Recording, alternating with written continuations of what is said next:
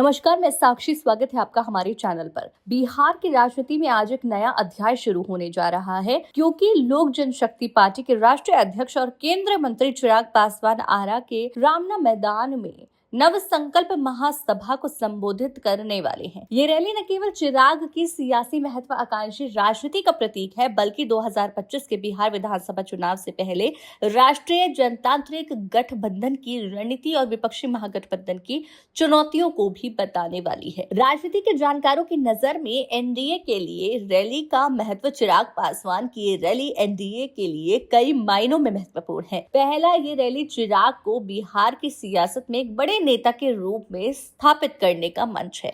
2024 के लोकसभा चुनाव में उनकी पार्टी ने 5 में से 5 सीटें जीतकर शानदार प्रदर्शन किया था, जिसने उनकी लोकप्रियता और दलित समुदाय में पकड़ को मजबूत किया। अब चिराग पासवान की नजर 2025 के विधानसभा चुनाव पर है और वो शाहबाद क्षेत्र की किसी सामान्य सीट से चुनाव लड़ने की तैयारी में है। ये कदम उन्हें केवल दलित आइकॉन की छवि से बाहर निकालकर एक सर्वसमावेशी नेता के रूप में पेश करने की रणनीति का हिस्सा कहा जा रहा है। वहीं चिराग पासवान अपनी इस रैली के माध्यम से एनडीए की एकजुटता का संदेश देते भी नजर आएंगे। चिराग ने हाल ही में कहा कि उनकी पार्टी महागठबंधन धर्म का पालन करेगी और सीट बंटवारे में बीजेपी और जेडीयू के साथ तालमेल बनाए रखेगी। राजनीति के जानकार कहते हैं कि आरा की रैली के माध्यम से चिराग पासवान शाहबाद क्षेत्र के साथ जिलों के एनडीए कार्यकर्ताओं को एकजुट करेंगे। ऐसे में एनडीए के लिए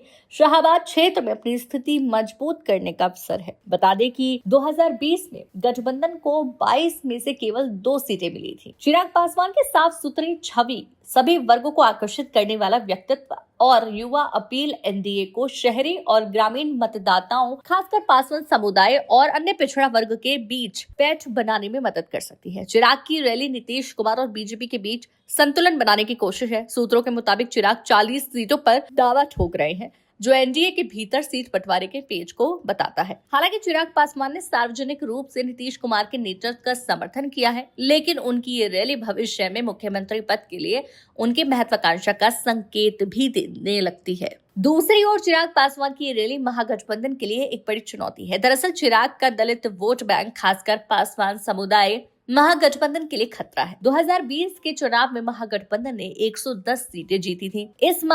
इस गठबंधन में आरजेडी, कांग्रेस और वाम दलों के अतिरिक्त फिलहाल वीआईपी सहित 6 दल है। लेकिन 2020 के चुनाव में कांग्रेस की कमजोर स्ट्राइक रेट ने गठबंधन को सत्ता से दूर रखा। इस बीच चिराग पासवान की सक्रियता इस बार एनडीए को दलित और ओबीसी वोटों में सेंध लगाने में मदद कर सकती है, जिससे महागठबंधन का गणित बिगड़ सकता है।